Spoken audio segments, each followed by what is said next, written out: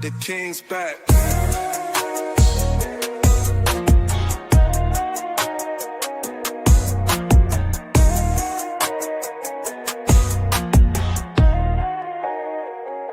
The King's back.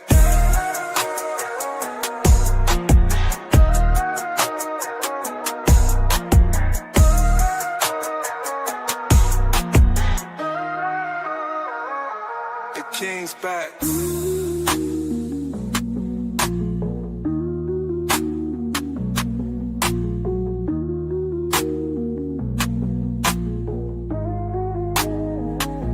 The King's back.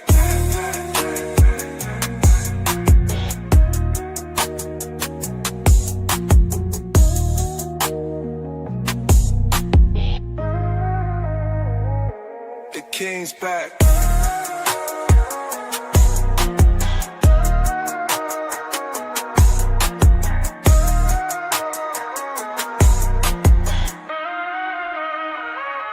The King's back.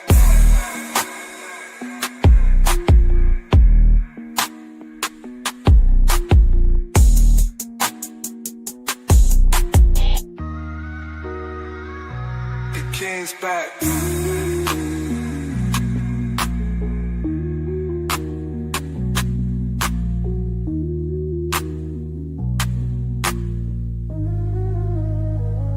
The King's back.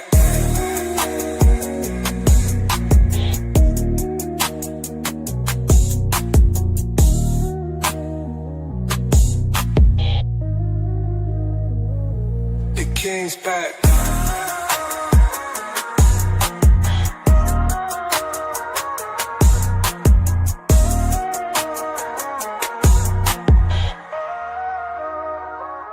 The King's back.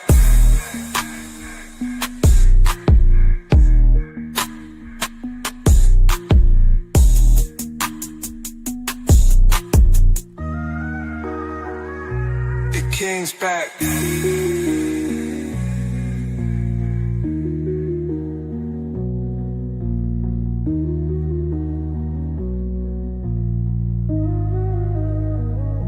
The King's back.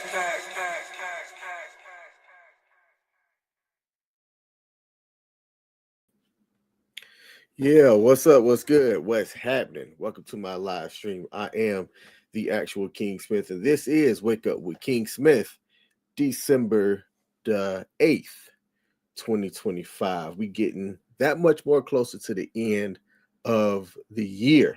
Hope y'all are doing okay. Hope y'all are doing all right. This morning live stream is where I come on to talk about whatever the funk I want to talk about. And as I get myself situated here and get my show notes, how y'all doing? What's going on? Y'all got any snow where y'all are at? We were promised a snowmageddon sometime before this year was supposed to be over with, and I haven't seen nothing yet. Absolutely nothing. This is despicable, outrageous, and I want some damn snow. Man, it was a good weekend. It was a good weekend for some, a great weekend for others, an unexpected weekend for some people. My homeboy finally announced to people that he is now a father for the first time at 41, and he's excited about that. Congratulations to the little man that he brought out into the world.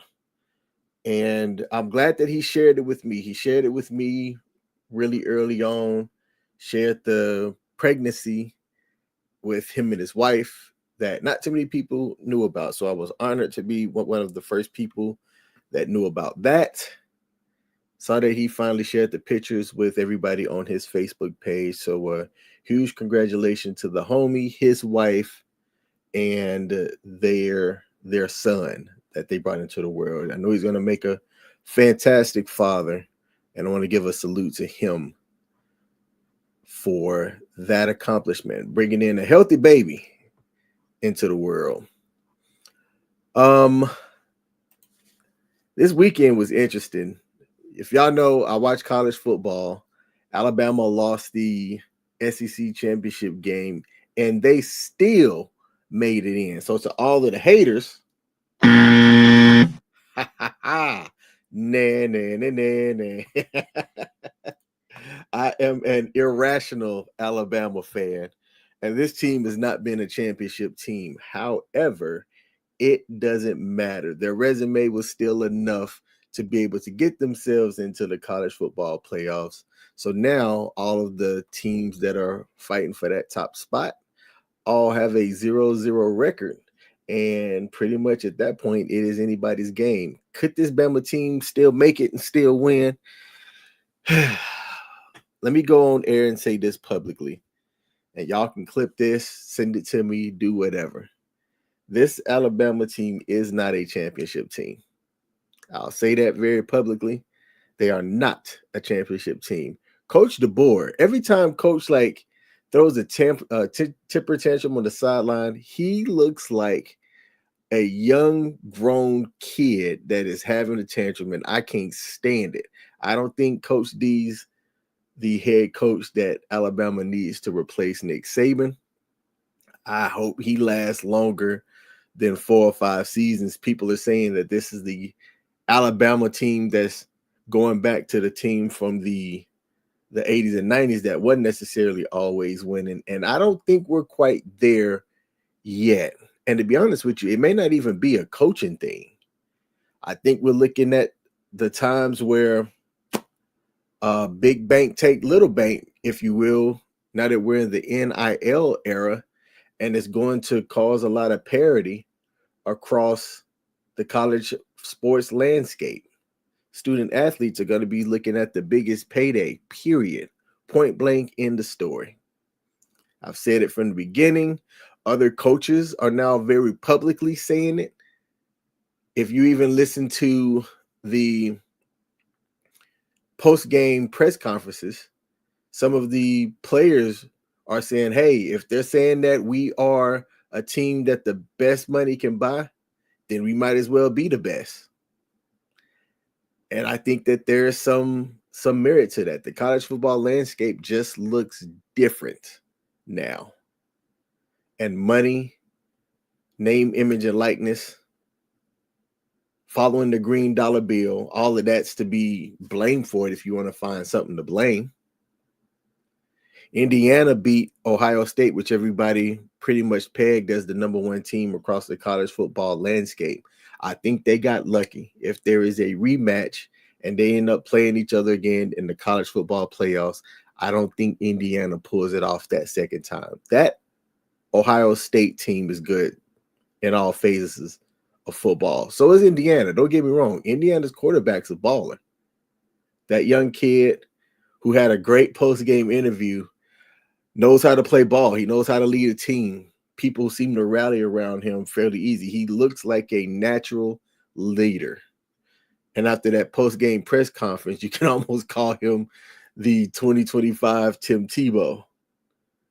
That was actually a very inspiring post-game conference. If you're somebody that's interested in that kind of stuff, go check out Fernando Mendoza's post-game speech after Indiana beat the Ohio State Buckeyes. It was actually a very riveting speech.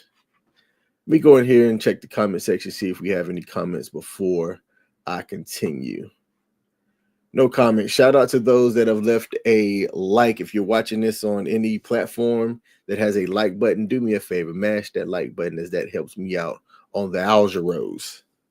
That's the algorithm.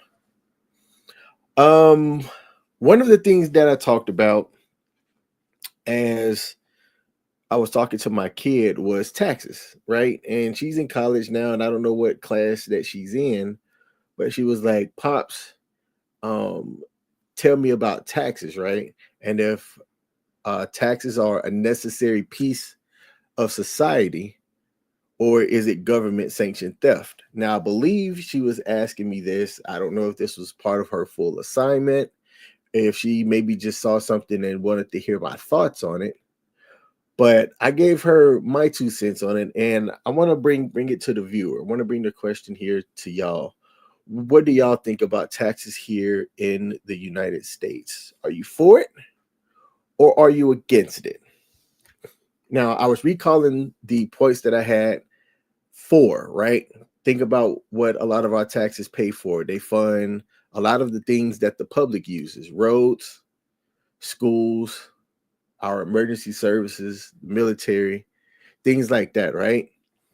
And you can almost look at it as like it's a shared investment for everybody's benefit. Everybody uses the roads. Great, safe, paved roads make things a lot convenient for people going from point A to point B. Our emergency services that we have, should we need them, they are there to be a benefit for everybody, right? The greater good of society, blah, blah, blah, all of that stuff. So you can say that with these taxes, that everybody benefits. Even if you don't use them, it's still a benefit for everybody. And these services are essentially cheaper for everybody by having them. I do think, however, that there should be greater oversight and more of a public vote on where these taxes go if we're paying for them. So that's my thing. I'm like, well, if we're going to pay them and they're going to be used to be used on stuff for the greater good. I know we're voting on people to be able to execute this stuff, but I think there should be two things. A, more transparency on what happens with the money. I don't know, and this might be something that's out there, but can I go to my county's website or my state's website and have an audit myself and look at where all of the income and expenses are, what they're doing for a fiscal year? Or are we just relying on these people to tell us? I should be able to, as a taxpaying person, go to the county website, take a look at last year's treasury or whatever, and do an audit myself. I should be able to do that. So I think that's one thing that I am curious now. I'm curious if I am able to do that. I know they have to publish this stuff somewhere because there's laws for it. And what about our nation, our government? Do they do something like that? I'm genuinely asking because I don't know. As I was talking and thinking about it, I was like, wait, do we have the ability to take a look at that?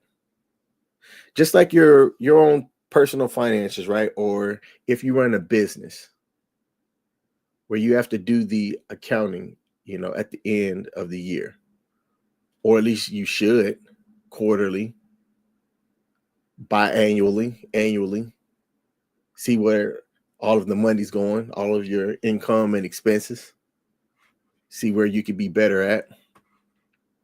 Let me see who we got in the building. Shout out to God Happened to Me, said, good morning, love bug. Hey, babe, good morning. Appreciate you tuning in. Shout out to LD Smith. My pops is in the building. He just had a birthday the other day. Shout out to you, pops. Appreciate you tuning in. If you were against taxes, why would you be against taxes? One of the things that I was talking with Castle about was, I think that there is a lot of mismanagement. And I don't think you'll find a lot of people that would disagree with that. But most of the disagreements would be self-serving, right?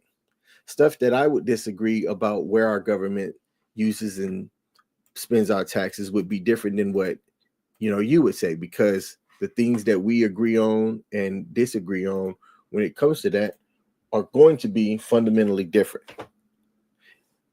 And give me a second as I look for something here. And I can't find it. I hope y'all are going to have to deal with this loud ass mouse that I have today. So this is the argument against taxes. And then when you look at taxes, I think that they're not fairly distributed or fairly charged across the board, right? So I live fairly within close proximity of three states total, and then DC, which has their own tax code. And in any given day, I could be within all 3 states. I literally, in one day, can go through all 3 states: West Virginia, Pennsylvania, Maryland, and DC. So 3 states and the District of Columbia. 4 different places with 4 different tax codes, where even some counties tax differently as well. I could buy the same thing. I could buy 1 gallon of gas in all 4 of those areas and be charged a different amount because of taxes and other economic factors. I think that that's weird. And I'm talking maybe a 50-mile radius, and I could hit all 4 areas. Put a dot, circle it for 50 miles, and within those 50 miles, the same one item could be charged so many different amounts depending on what county I buy it in and what state that I buy it in. And I think that that's a little bit weird when you think about it on like a macro scale, but maybe I'm thinking about it wrong. I also think that when you look at arguments against taxes, right, there could be some bloated budgets and programs that nobody just simply uses. There could be those things that the taxes are used for that really don't benefit the greater good of the majority, but they're there for the minority. And I would ask sometimes if it's even worth it. I'm curious what you would do if there was a government program that you would cut if you had the power. What government program would you cut? What would be the first thing to go if you had control over taxes? I think that what Doge did with some of the government contracts, I don't know. I'd start there. I also don't understand why we give a lot of foreign aid to some countries when we could do an investment in our own nation. That's actually where I would start, period. I'd start there.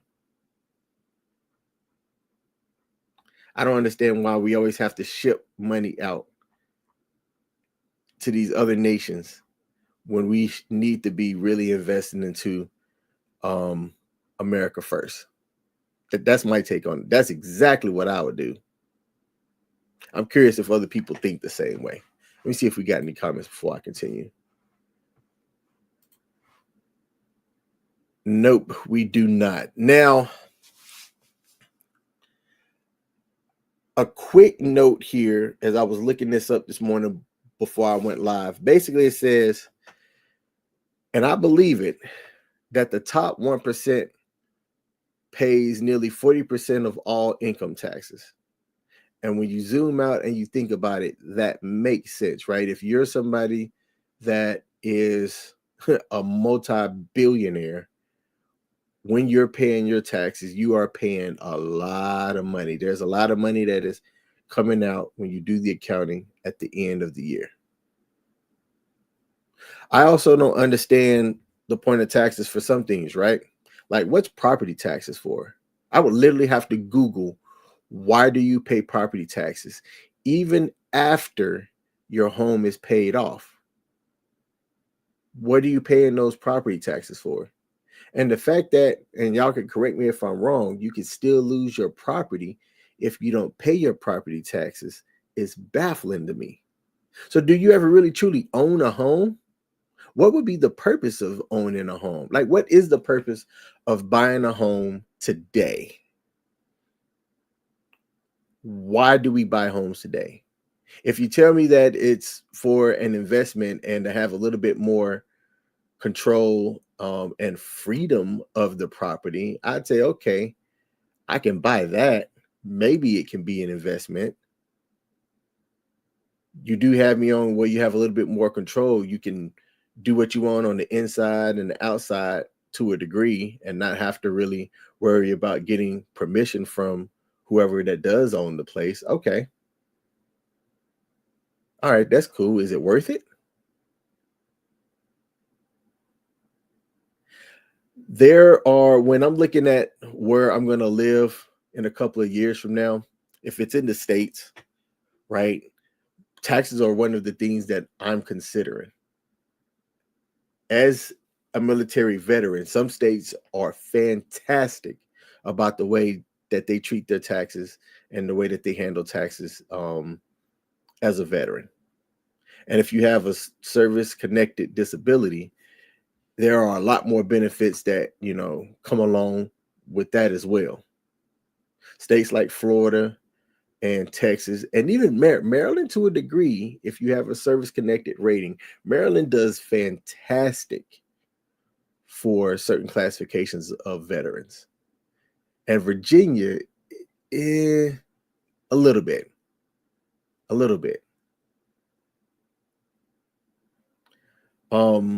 Those that have, served our nation and that do take advantage of those benefits, y'all can attest to how some of the states simply take care of our nation's veterans. I'm definitely going to take advantage of that for sure. Our founding fathers fought under the thing of taxation without representation, and that was everything that we ended up like learning in school. I don't know if our tax code has caught up with the times, right? Because the way I look at it, like taxes have grown astronomically. When you look at things on how we are now because of wars, infrastructure costs, I'd even say Social Security, which Social Security is another one of those things that I don't agree with. I don't agree with. On one hand, right? If you start paying Social Security from the time you're 18, and let's say over 30 years, so 18 to 48, when you're 50 and you have enough work credits with the way that Social Security work now, you can estimate, depending on how much you've earned over that time period, what your Social Security payments are going to be when you become of Social Security eligibility age. And for the average person, that monthly benefit's not going to be bad, right? To have that guaranteed income when you become of a certain age and you're not working or whatever, it's great to have. Now, most 18-year-olds really don't know how to do the market, but if you take the money that you put in Social Security and you would have put it into the market, you can, I want to say it's damn near almost like 100%.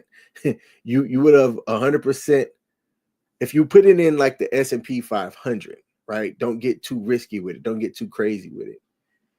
You would have had more money that could have been coming back to you if you'd have done that than putting that same money into Social Security with the guaranteed monthly annuity, essentially, once you get a certain age.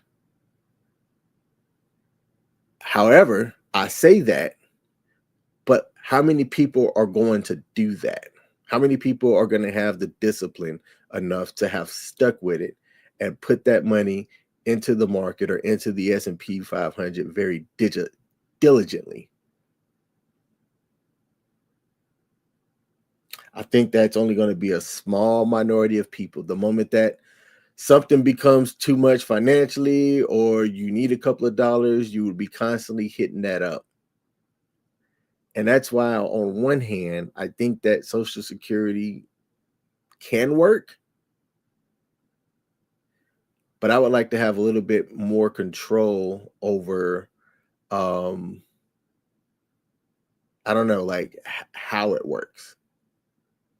I don't know if the current structure and the way that it's set up now is going to be able to benefit me by the time I'm eligible to use it. But that's just me. Let's see. LD Smith said, filing for homestead exemption for retirees. Yes, Be on the lookout for your benefits. There are a lot of benefits out there, and Google is your friend. If you are of a certain age or a certain status because you were in the military and you got out and your country decided to thank you for your service, definitely take advantage of it. Go to Google, ChatGPT, Gemini, whatever, and ask the question, what benefits are there in your state as a service connected veteran? And put in your rating and see what happens.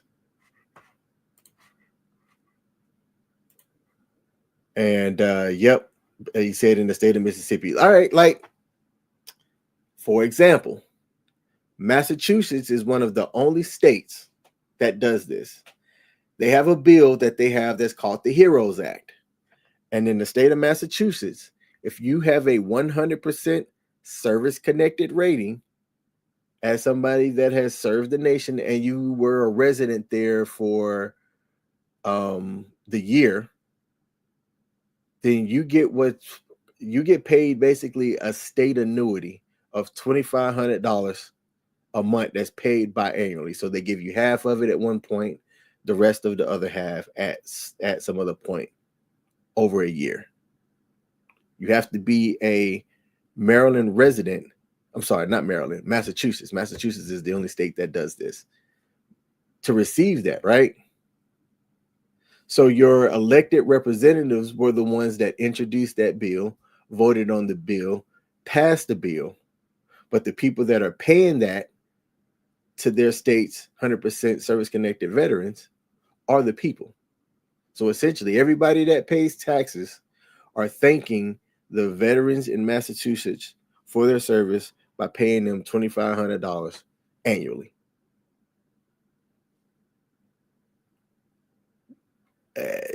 I mean, the people voted on those that had introduced the bill. The bill passed. There are likely going to be some people that are going to be against that and go, why are we paying these people extra money on top of the money that the federal, is already paying them? And Massachusetts does have other state benefits as well. Not everybody is going to necessarily agree with doing that. And imagine the optics, if you will, of you saying, hey, I don't support that. I don't think that we should be doing that as a state. You are going to be a pariah if you're against it, but your elected officials are the ones that introduced it, voted on it, approved it, and now it's a part of Massachusetts state's budget. I don't know how long that act is going to be enacted for them to be able to do that. At a certain point, like, I don't know how they forecast the ability to be able to pay something out like that. Well, but that's taxation with representation. Okay. I would say this as I leave and get ready for work.